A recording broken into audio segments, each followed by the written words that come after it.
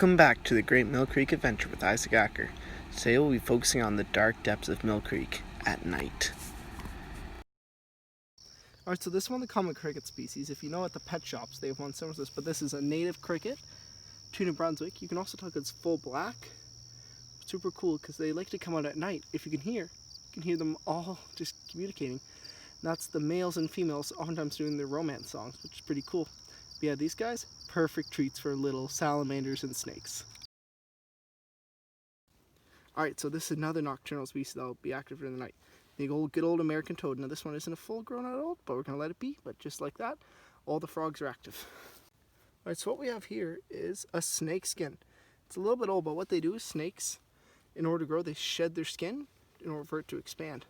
It's cool. I think that, according to its head, yeah, this is definitely a red belly snake.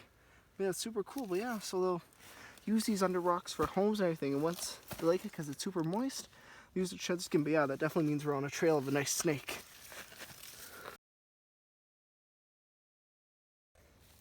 So we just flipped that rock right there. We have ourselves our first red belly snake.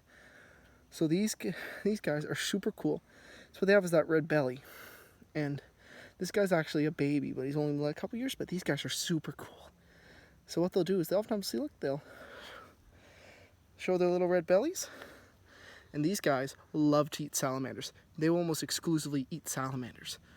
So they're super cool to find, and they're oftentimes really small. Like this guy's like puny compared to the other species of snake, but they're also super beautiful. Also, unlike garter snakes, they have only one color pattern.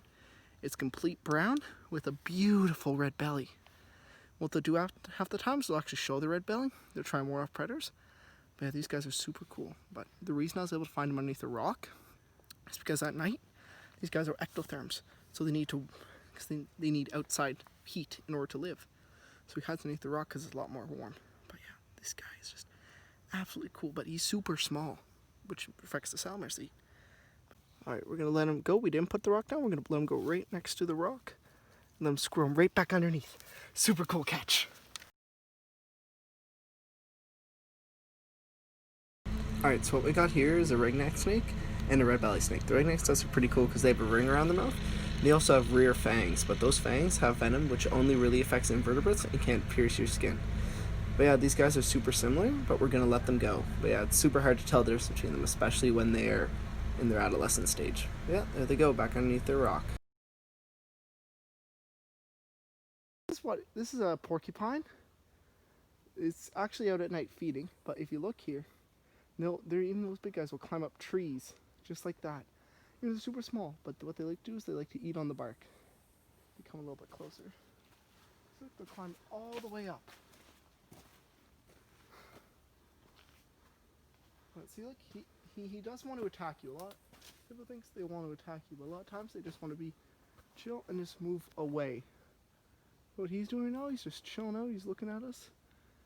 You can see his claws. His claws are super good for climbing trees. So a lot of times if you see a ring chewed out in the middle of the tree, that's actually those guys, because they'll climb all the way up and do that. But yeah, overall, super cool species. Oh, look, you can see his little incisors. So that's what he uses to actually eat the bark and things. It's just like a rat. So he needs to chew in order for those things not to grow, because if they grow out too much, they can actually end up hurting himself. Yeah, super cool and big guy. Here, very high up, but we're just gonna let him be. He's a very nocturnal guy, but yeah, if you look at his underbelly is one of the only things that doesn't have quills on him, and that's where big predators will attack. But yeah, we'll let him be and let him keep on going with his life.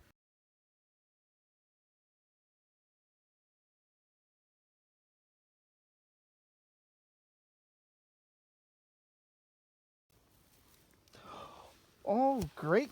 Guess what we have here? Here. We have another smooth eastern green snake. These guys are absolutely adorable. So you see they are all green. They mostly stay like that, but yeah. But their underbelly is even turquoise. But they're super cool. They like to live in the meadows like here. And just like the red belly snake, they stay under rocks at night because they're cold. Like, he is super cold right now. So what he'll probably do after he calms down is that he'll eventually try and cling on after trying to get away. And they'll musk too, but these guys like to eat spiders and everything. But yeah, another beautiful snake found right underneath this rock. And yeah, that's the second species snipe, but yeah, just eventually they'll calm down. But these are beautiful. They have red tongues, and they blend in complete with their grass, so it's almost impossible to find these guys in the day.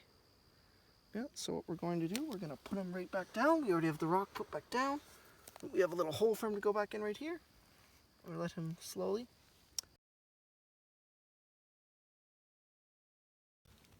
So what I think we have here is a mink frog. You can look by all his different speckles, different sides, or it could be regular green frog with different coloration.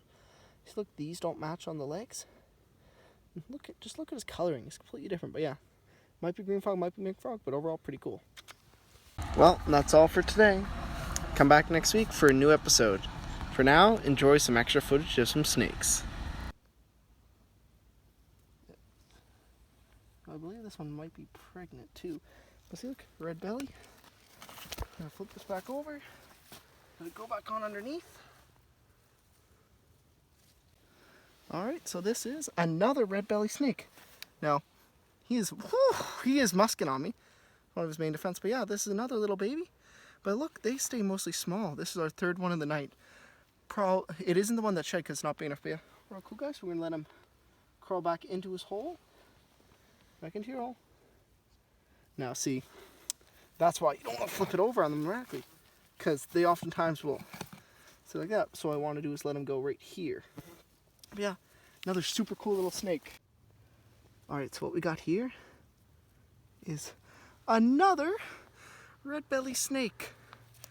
This is crazy. But yeah. Here, this one's a little bit bigger, but same thing, nice red belly. These guys don't want to bite, they just want to get away. And they like staying underneath these little places. But overall, at least two. This means it's a good species, but you can see how small they are. They are not that big at all. But yeah, look at his head. So small. He does his little things. But yeah, another cool species. And right underneath this rock. So what you want to do is put back down the rock again and just let them slither down underneath.